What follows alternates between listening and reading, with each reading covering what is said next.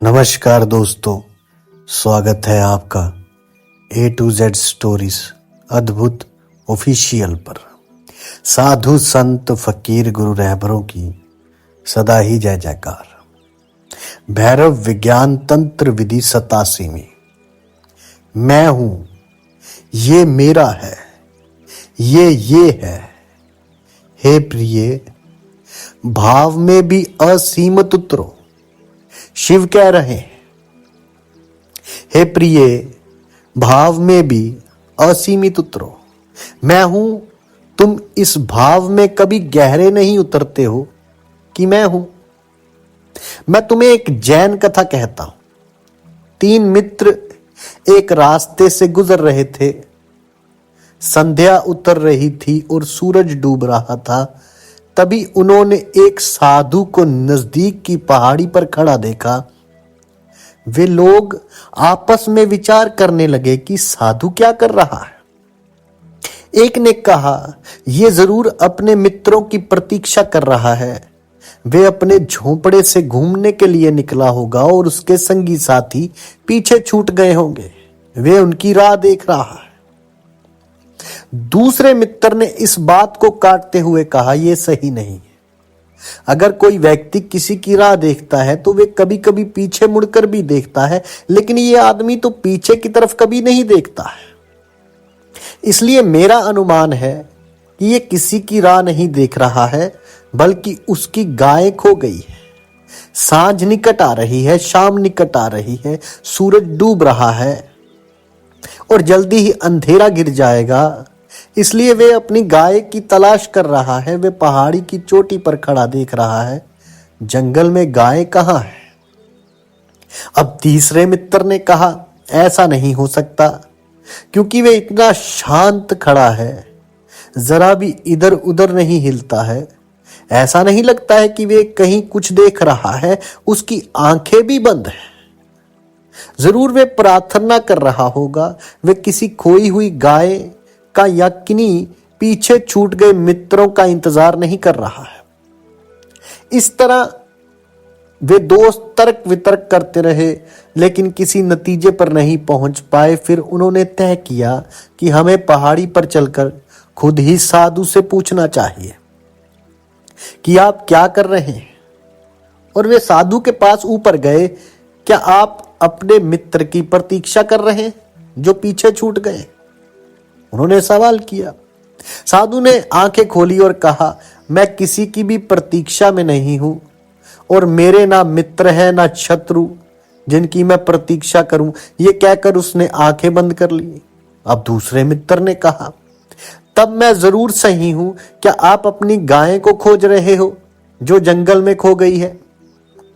साधु ने कहा, नहीं, मैं किसी को नहीं खोज रहा हूं, ना गाय को ना किसी अन्य को। मैं स्वयं के अतिरिक्त, खुद के अतिरिक्त किसी में भी उत्सुक नहीं हूं। तब तीसरे मित्र ने कहा, तब तो निश्चित ही आप कोई प्रार्थना या कोई ध्यान कर रहे हैं। साधु ने फिर आंखें खोली और कहा, मैं कुछ भी नहीं कर रहा हूं, मैं केवल बस यहां हूं। बोध, इसे ही ध्यान कहते हैं। अगर तुम कुछ करते हो तो वे ध्यान नहीं है, तुम बहुत दूर चले गए। अगर तुम प्रार्थना करते हो तो वे ध्यान नहीं है, तुम बातचीत करने लगे। अगर तुम कोई शब्द उपयोग में लाते हो तो वे ध्यान नहीं है, मन उसमें प्रविष्ट हो गया। उस साधु ने ठीक कहा। उसने कहा, मैं यहां बस हूं, कुछ कर नहीं रहा। यह सूत्र कहता है, मैं हूं। इस भाव में गहरे उतरो। बस बैठे हुए इस भाव में गहरे उतरो कि मैं मौजूद हूं, मैं हूं। इसे अनुभव करो। इस पर विचार मत करो। तुम अपने मन में कह सकते हो कि मैं हूं, लेकिन कहते ही वे व्यर्थ हो गया। तुम्हारा सिर सब गुड़ गोबर कर देता है। सिर में मत दोहराओ कि मैं जीता हूं। मैं हूं कहना व्यर्थ है। कहना 2 कौड़ी का है। तुम बात ही चूक गए। इसे अपने प्राणों में अनुभव करो। इसे अपने पूरे शरीर में अनुभव करो, केवल सिर में नहीं। इसे समग्र इकाई की भांति अनुभव करो। बस अनुभव करो कि मैं हूं, मैं हूं। इन शब्दों का उपयोग मत करो, क्योंकि मैं तुम्हें समझा रहा हूं इसलिए मुझे इन शब्दों का उपयोग करना पड़ रहा है। शिव पार्वती को समझा रहे थे, इसलिए उन्हें भी मैं हूं को शब्दों में कहना पड़ा। तुम शब्दों का उपयोग मत करो, ये कोई मंत्र नहीं है। तुम्हें ये दोहराना नहीं है कि मैं हूं। अगर तुम दोहराओगे तो तुम सो जाओगे, तुम आत्म सम्मोहित हो जाओगे। जब तुम किसी चीज को दोहराते हो तो तुम आत्म सम्मोहित हो जाते हो। पहले दोहराने से ऊब पैदा होती है और फिर तुम्हें नींद आने लगती है और फिर होश खो जाता है। तुम इस आत्म सम्मोहन में जब वापस आओगे तो बहुत ताजा अनुभव करोगे, वैसे ही ताजा अनुभव करोगे जैसे कि गहरी नींद से जागने पर करते हो। यह स्वास्थ्य के लिए अच्छा है, लेकिन यह ध्यान नहीं है। अगर तुम्हें नींद ना आती हो तो तुम मंत्र का उपयोग कर सकते हो। मंत्र बिल्कुल ट्रैंक्विलाइजर जैसा है, उससे भी बेहतर है। तुम किसी शब्द को निरंतर दोहराते रहो, उसका एक स्वरूप जपते रहो और तुम्हें नींद लग जाएगी। जो भी चीज ऊब लाती है वे नींद पैदा करती है। मनोवैज्ञानिक और मनोचिकित्सक अनिद्रा से पीड़ित लोगों को सलाह देते हैं कि घड़ी की टिक टिक सुनते रहो और तुम्हें नींद आ जाएगी। ये टिक टिक लोरी का काम करता है। मां के गर्भ में बच्चा निरंजन 9 महीने तक सोया रहता है। मां का हृदय निरंतर धड़कता रहता है और वे धड़कन नींद का कारण बन जाती। यही कारण है जब तुम्हें कोई अपने हृदय से लगा लेता है तो तुम्हें अच्छा लगता है। उस धड़कन के पास तुम्हें अच्छा लगता है। तुम विश्राम अनुभव करते हो। जो भी चीज एक सत्ता पैदा करती है उसे विश्राम मिलता है। तुम सो जाते हो। तुम गांव में शहर के मुकाबले ज्यादा नींद ले सकते हो, क्योंकि गांव का जीवन एक रस है, सपाट है, उबाऊ है। शहर का जीवन भिन्न है। यहां प्रतिपल कुछ ना कुछ नया हो गया है। सड़कों का शोरगुल भी बदलता रहता है। गांव में सब कुछ वहीं का वहीं रहता है। सच तो यह है कि गांव में खबर ही निमृत नहीं होती है। वहां कुछ होता ही नहीं है। गांव में सब कुछ वर्तुल में ही घूमता रहता है। इसलिए गांव के लोग गहरी नींद सोते हैं, क्योंकि उनके चारों ओर का जीवन उबाने वाला है। शहर में नींद कठिन है, क्योंकि तुम्हारे चारों ओर का जीवन उत्तेजना से भरा है। वहां सब कुछ बदल रहा है। तुम कोई भी मंत्र काम में ला सकते हो, राम राम या ओम ओम, कुछ भी चलेगा। तुम जीसस क्राइस्ट का नाम जप सकते हो, अवे मारिया जप सकते हो। कोई भी शब्द ले लो और उसे एक ही सुर में जपते रहो, तुम्हें गहरी नींद आ जाएगी।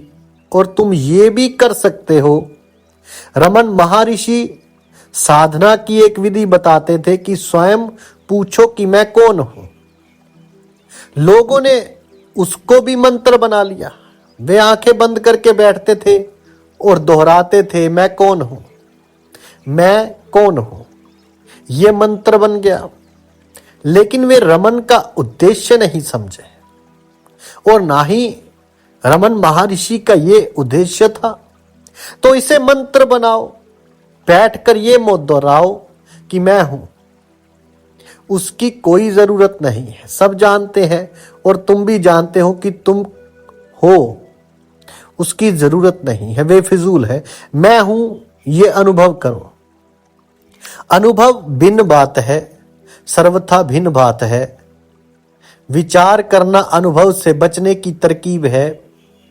विचार करना ना केवल भिन्न है बल्कि धोखा है। जब मैं कहता हूं कि अनुभव करो कि मैं हूं, तो उसका क्या मतलब है? मैं अभी इस कुर्सी पर बैठा हूं अगर मैं अनुभव करने लगूं कि मैं हूं, तो मैं अनेक चीजों के प्रति बोधपूर्ण हो जाऊंगा। कुर्सी पर पड़ने वाले दबाव का बोध होगा, मखमल के स्पर्श का बोध होगा, कमरे से हवा के गुजरने का बोध होगा, मेरे शरीर से ध्वनि के स्पर्श होने का बोध होगा, हृदय की धड़कन का बोध होगा, शरीर में खून मौन प्रवाह का बोध होगा, शरीर की एक सूक्ष्म तरंग का बोध होगा। हमारा शरीर जीवंत और गत्यात्मक है, वे कोई स्थिर ठहरी हुई चीज नहीं। तुम तरंगित हो रहे हो, निरंतर एक सूक्ष्म कंपन जारी है, और जब तुम जीवित हो ये जारी रहेगा। तो एक कंपन का बोध होगा, तुम सारी बहुआयामी चीजों के प्रति बोध से भर जाओगे। और अगर तुम इसी क्षण अपने भीतर बाहर होने वाली चीजों के प्रति इतने ही बोधपूर्ण हो जाओ, मैं हूं का अनुभव होगा, जो उसका मतलब है। अगर तुम पूरी तरह बोधपूर्ण हो जाओगे तो विचार रुक जाएंगे, क्योंकि जब तुम अनुभव ऐसे समय और ऐसी समग्र घटना है कि उसमें विचार नहीं चल सकता। शुरू में तुम पाओगे कि विचार तैर रहे हैं, लेकिन धीरे धीरे जब अस्तित्व में तुम्हारी जड़ें गहरी होंगी, जितने ही तुम अपने होने के अनुभव में स्थिर होगे, उतने ही विचार दूर होते जाएंगे और तुम इस दूरी को महसूस करोगे। तुम्हें लगेगा कि ये विचार मुझे नहीं, किसी और को घट रहे, बहुत बहुत दूर। दूरी स्पष्ट अनुभव होगी, और तुम जब वस्तुत अपने केंद्र में, अपने होने में स्थित हो जाओगे, तब मन विलीन हो जाएगा। तुम होगे, लेकिन ना कोई शब्द होगा और ना ही कोई प्रतिबिंब होगा। आखिर ऐसा होता क्यों है? क्योंकि मन दूसरों से संबंधित होने का एक उपाय है। यदि मुझे तुमसे संबंधित होना है तो मुझे मन का उपयोग करना होगा, मुझे शब्दों का और भाषा का उपयोग करना पड़ेगा। यह सामाजिक घटना है, सामूहिक क्रिया है। अगर तुम अकेले में भी बोलते हो तो तुम अकेले नहीं हो, तुम किसी अन्य व्यक्ति से बोल रहे हो, भले ही तुम अकेले हो। लेकिन अगर तुम बातचीत कर रहे हो तो तुम अकेले नहीं हो। तुम किसी से बातें कर रहे हो, तुम अकेले कैसे बातें कर सकते हो? कोई और मन के भीतर मौजूद है और तुम उससे बोल रहे हो। मैं दर्शन शास्त्र के एक अध्यापक की आत्मकथा पढ़ रहा था। उसने अपने संस्मरण में कहा कि एक दिन वे अपनी 5 साल की बेटी को स्कूल छोड़ने जा रहा था। बेटी को स्कूल में छोड़कर उसे विश्वविद्यालय पहुंचना था और वहां लेक्चर देना था। तो वे रास्ते में अपने लेक्चर की तैयारी करने लगा। वे भूल ही गया कि उसकी बेटी कार में उसके बगल में बैठी है और वे बोल बोल कर लेक्चर देने लगा। लड़की कुछ क्षणों तक सब सुनती रही और फिर उसने पूछा कि डैडी, आप मुझसे बोल रहे हैं या मेरे बिना बोल रहे हैं? जब भी तुम बोलते हो तो किसी से बोलते हो, किसी न किसी से बोलते हो, चाहे वे वहां उपस्थित ना हो, लेकिन तुम्हारे लिए वे उपस्थित है, तुम्हारे मन के लिए वे उपस्थित है। सब विचार वार्तालाप है, विचार मात्र वार्तालाप है। वे एक सामाजिक कृत्य है। इसलिए अगर किसी बच्चे को समाज के बाहर बड़ा किया जाए तो वे भाषा से वंचित रह जाएगा, वे बातचीत करना नहीं सीख पाएगा। समाज तुम्हें भाषा देता है, समाज के बिना भाषा नहीं हो सकती। भाषा सामाजिक घटना है। जब तुम अपने में प्रतिष्ठित हो जाते हो तो कोई समाज नहीं रहता है, कोई भी नहीं रहता है, मात्र तुम होते हो। मन विलीन हो जाता है, तब तुम किसी से संबंधित नहीं हो रहे हो, कल्पना में भी नहीं, और इसलिए मन विलीन हो जाता है। तुम मन के बिना होते हो और यही ध्यान है। इसी को ध्यान कहते हैं। मन के बिना होना ही ध्यान है। तुम मूर्छित नहीं हो, पूर्णत सजग और सावचेत हो। अस्तित्व को उसकी समग्रता में, उसके बहुआयाम में अनुभव कर रहे हो। लेकिन मन खो गया है, और मन के खोने के साथ ही अनेक चीजें विदा हो जाती है। मन के साथ तुम्हारा नाम विदा हो जाता है, मन के साथ तुम्हारा रूप विदा हो जाता है, मन के साथ तुम्हारा हिंदू, मुस्लिम, ईसाई या पारसी होना, सिख होना विदा हो जाता है। मन के साथ ही तुम्हारा भला या बुरा होना, पुण्य आत्मा या पापी होना, सुंदर या कुरूप होना विदा हो जाता है। मन के साथ ही तुम्हारा सब कुछ जो तुम पर थोपा गया था विलीन हो जाता है। तब तुम अपनी मौलिक शुद्धता में प्रकट हो जाते हो। तब तुम अपनी समग्र निर्दोषता में, अपने कुंवारेपन में प्रकट होते हो। तब तुम तिनके की राह, तिनके की तरह झोंकों में उड़ते रहते हो। तुम अस्तित्व में प्रतिष्ठित होते हो। मन के साथ तुम अतीत में गति कर सकते हो, मन के साथ तुम भविष्य की यात्रा कर सकते हो। मन के बिना ना तुम अतीत में जा सकते हो और ना भविष्य में। मन के बिना तुम यहां और अभी हो। मन के विलीन होते ही वर्तमान क्षण शाश्वत हो जाता है। वर्तमान क्षण के अतिरिक्त और कुछ नहीं रहता है और आनंद घटित होता है। तुम्हें किसी खोज में नहीं जाना है।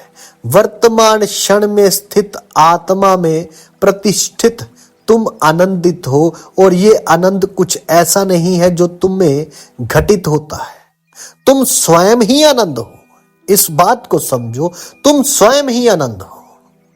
तुमने कभी अपने शरीर को अनुभव नहीं किया। तुम्हारे हाथ हैं, लेकिन तुमने उन्हें भी कभी अनुभव नहीं किया। तुमने कभी नहीं जाना कि हाथ क्या करते हैं। वे सतत तुम्हें क्या क्या सूचनाएं देते रहते हैं। हाथ कभी भारी और उदास होता है, और कभी हल्का और प्रफुल्लित। कभी उसमें रसधार बहती है, और कभी सब कुछ मुर्दा हो जाता है।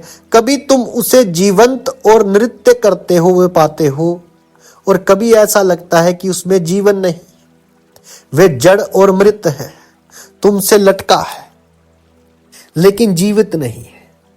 जब तुम अपने अस्तित्व को अनुभव करने लगते हो तो सारा जगत तुम्हारे लिए सर्वथा नए रूप में जीवित हो उठता है। अब तुम उसी सड़क से गुजरते हो जिससे रोज गुजरते थे, लेकिन अब वे सड़क वही सड़क नहीं है, क्योंकि अब तुम अस्तित्व में केंद्रित हो। तुम उन्हीं मित्रों से मिलते हो जिनसे सदा मिलते थे, लेकिन अब वे नहीं है, क्योंकि तुम बदल गए हो। तुम अपने घर वापस आते हो तो जिस पत्नी के साथ वर्षों से रहते आए उसी भी सर्वथा भिन्न पाते हो। वे भी वही नहीं रही।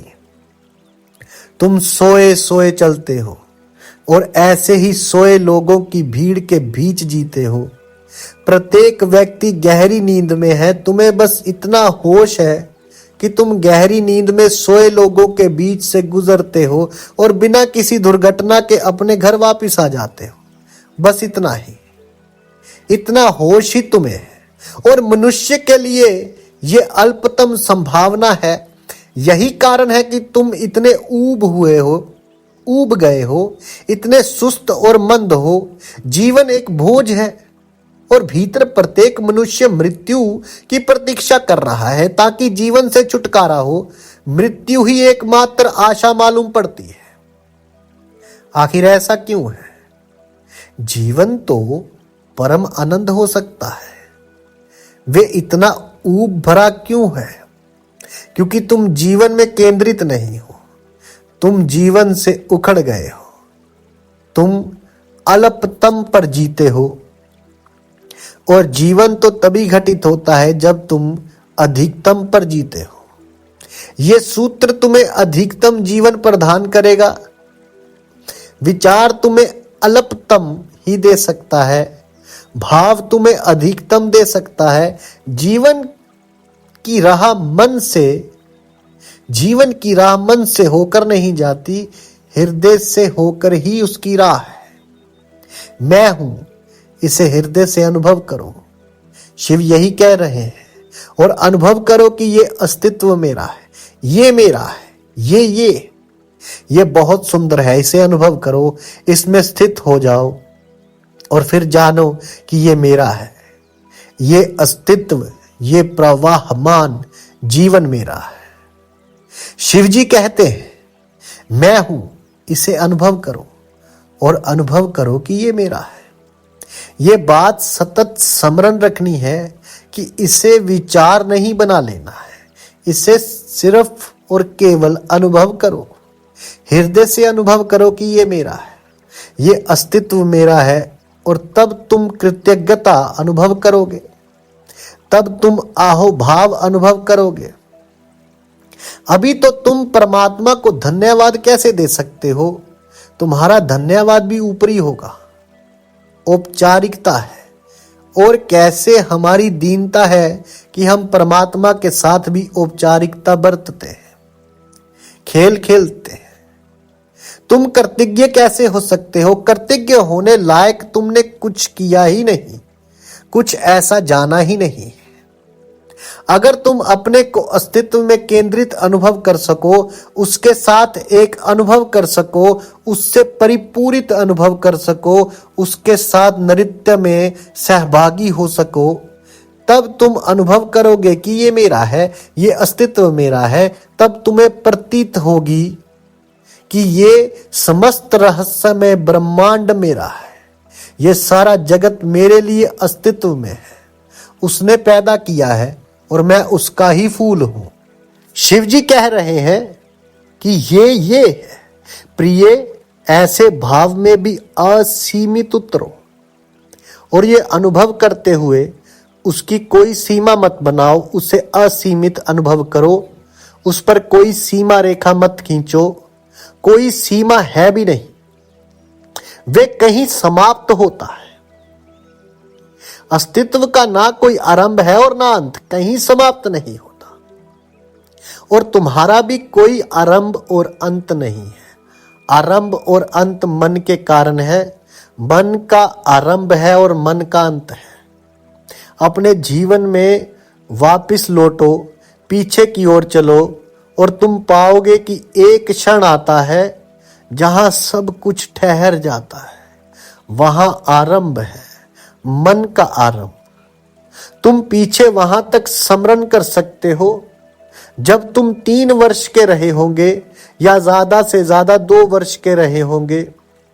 2 वर्ष तक लौटना बहुत दुर्लभ है। वहां जाकर स्मृति ठहर जाती है। तुम अपनी स्मृति में ज्यादा से ज्यादा वहां तक लौट सकते हो जब तुम 2 वर्ष के थे। इसका क्या अर्थ है? इसके पहले की 2 वर्ष की उम्र के पहले की कोई स्मृति तुम्हारे पास नहीं है। अचानक एक शून्य, एक गैप आ जाता है। तुम्हें उसके आगे कुछ भी नहीं मालूम है। क्या तुम्हें अपने जन्म के संबंध में कुछ याद है? क्या तुम्हें उन 9 महीनों का कुछ स्मरण है जब तुम मां के पेट में थे? तुम तो थे लेकिन मन नहीं था। मन का आरंभ 2 वर्ष की उम्र के आसपास हुआ। यही कारण है कि 2 वर्ष की उम्र तक तुम लौट कर स्मरण कर सकते हो। उसके आगे मन नहीं है, वहां स्मृति ठहर जाती। तो मन का आरंभ है, मन का अंत है, लेकिन तुम्हारा कोई आरंभ नहीं है। तुम अनादि हो। अगर गहन ध्यान में, अगर ऐसे ध्यान में तुम अस्तित्व को अनुभव कर सको तो मन नहीं है, केवल एक आरंभहीन, अंतहीन ऊर्जा का प्रवाह है, जागतिक ऊर्जा का प्रवाह है। तुम्हारे चारों ओर एक अनंत असीम सागर है और तुम उसमें मात्र एक लहर हो। लहर का आरंभ है और अंत है, लेकिन सागर का कोई आरंभ और अंत नहीं है। और जब तुम जान लेते हो कि तुम लहर नहीं हो, सागर हो, तो सब दुख, सब संताप विलीन हो जाते हैं, समाप्त हो जाते हैं। तुम्हारे दुख की नींव में, उसकी गहराई में क्या है? उसकी गहराई में मृत्यु है। तुम भयभीत हो कि तुम्हारा अंत होगा, तुम्हारी मृत्यु होगी, वे बिल्कुल निश्चित है। जगत में कुछ भी उतना निश्चित नहीं है जितनी मृत्यु निश्चित है। वही भय है, वही कंपन है, वही दुख है। कुछ भी करो, तुम मृत्यु के सामने असहाय हो, लाचार हो, कुछ भी नहीं किया जा सकता। मृत्यु होने ही वाली है और ये बात तुम्हारे चेतन अचेतन मन में चली ही रहती है। जब ये बात चेतन मन में उभर आती है, तुम मृत्यु से भयभीत हो जाते हो, फिर तुम उसे दबा देते हो और वे भय अचेतन में सरकता रहता है। प्रत्येक क्षण तुम मृत्यु से मिटने से भयभीत हो। मन मिटेगा लेकिन तुम नहीं मिटोगे। मगर तुम अपने को नहीं जानते हो, तुम जिसे जानते हो वे मन है, वे निमृत हुआ है। उसका आरंभ और उसका अंत है। जिसका आरंभ है उसका अंत निश्चित है। अगर तुम अपने भीतर खोज सको जिसका कोई आरंभ नहीं है, जो बस है, जिसका कोई अंत नहीं है, तो मृत्यु का भय विलीन हो जाता है। अमृत को जानने पर ही प्रेम संभव है, क्योंकि तब मृत्यु नहीं है। तुम मृत्यु को भूल सकते हो, धोखा निमृत कर सकते हो, तुम मान सकते हो कि मृत्यु नहीं है। तुम बस अपने को धोखे में रख सकते हो। तुम सतत आत्म वंचना में रह सकते हो यदि तुम उसे नहीं जानते हो जो अनादि और अनंत है, जो मृत्यु के पार है। अमृत को जानने पर ही प्रेम संभव है, क्योंकि तब मृत्यु नहीं, प्रेम संभव है। बुद्ध तुम्हें प्रेम करते हैं, जीसस क्राइस्ट तुम्हें प्रेम करते हैं, लेकिन वे प्रेम तुम्हारे लिए बिल्कुल अपरिचित है, सर्वथा अज्ञात। वे प्रेम भय के विलीन होने से आया है। तुम्हारा प्रेम तो भय से बचने का उपाय वर है।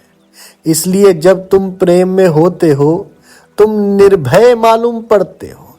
तुम्हें बल देता है कोई, और ये पारस्परिक बात है। तुम दूसरे को बल देते हो, दूसरा तुम्हें बल देता है। दोनों दीनहीन है और दोनों किसी दूसरे की खोज कर रहे हैं, और फिर दो दीनहीन व्यक्ति मिलते हैं और एक दूसरे को बल देने की चेष्टा करते हैं। ये चमत्कार है। ये हो कैसे सकता है? ये केवल वंचना है, धोखा है।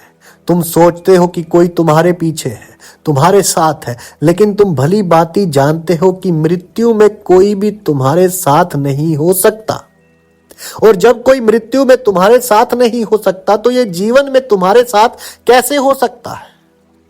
ये मृत्यु को टालने का, भुलाने का उपाय बर है, क्योंकि तुम भयभीत हो। तुम्हें निर्भय होने के लिए किसी की जरूरत नहीं है। कहा जाता है कि इमर्सन ने कहीं कहा है कि बड़े से बड़ा योद्धा भी अपनी पत्नी के सामने कायर होता है। नेपोलियन भी अपनी पत्नी के सामने कायर है, क्योंकि पत्नी जानती है कि पति को उसके सहारे की जरूरत है। उसे स्वयं होने के लिए उसके बल की जरूरत है। पति पत्नी पर निर्भर है। जब वे युद्ध क्षेत्र से वापस आता है, लड़कर वापस आता है, तो कांपता आता है, भयभीत आता है। पत्नी की बाहों में विश्राम पाता है, आश्वासन पाता है। पत्नी उसे सांत्वना देती है, आश्वस्त करती है।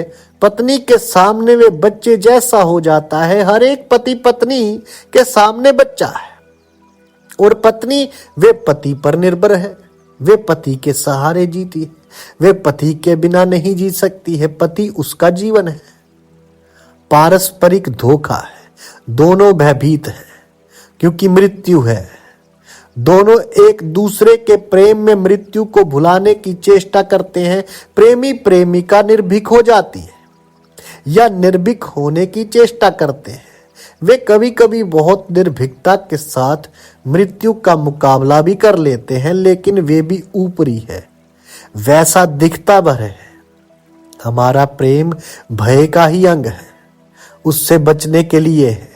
सच्चा प्रेम तब घटित होता है जब भय नहीं रहता, जब भय विलीन हो जाता है, जब तुम जानते हो कि ना तुम्हारा कोई आरंभ है और ना तुम्हारा कोई अंत है, और इस पर विचार मत करो। भय के कारण तुम ऐसा सोचने लग सकते हो, तुम सोच सकते हो कि हाँ, मैं जानता हूं मेरा कोई अंत नहीं है, मेरी कोई मृत्यु नहीं है, आत्मा अमर है। तुम भय के कारण ऐसा सोच सकते हो, लेकिन उसमें कुछ भी नहीं मिलेगा, कुछ भी प्राप्त नहीं होगा। प्रामाणिक अनुभव तभी होगा जब तुम ध्यान में गहरे उतरोगे, तब भय विसर्जित हो जाएगा, क्योंकि तुम स्वयं को अनंत, असीम देखते हो। तुम अनंत की तरह फैल जाते हो, आदिहीन अतीत में, अंतहीन भविष्य में, और इस क्षण में, इस वर्तमान क्षण में, उसकी गहराई में तुम हो। तुम बस हो, सनातन से हो। तुम्हारा कभी आरंभ नहीं था, तुम्हारा कभी अंत नहीं होगा। इसे असीमित अनुभव करो, अनंत अनुभव करो। यही शिव पार्वती से कह रहे। साधु संत फकीर गुरु रहबरों की सदा ही जय जयकार। जल्दी मिलते हैं एक नई वीडियो के साथ। तब तक के लिए आप सबका धन्यवाद। आप सबके भीतर बसे उस परमात्मा को मेरा प्रणाम।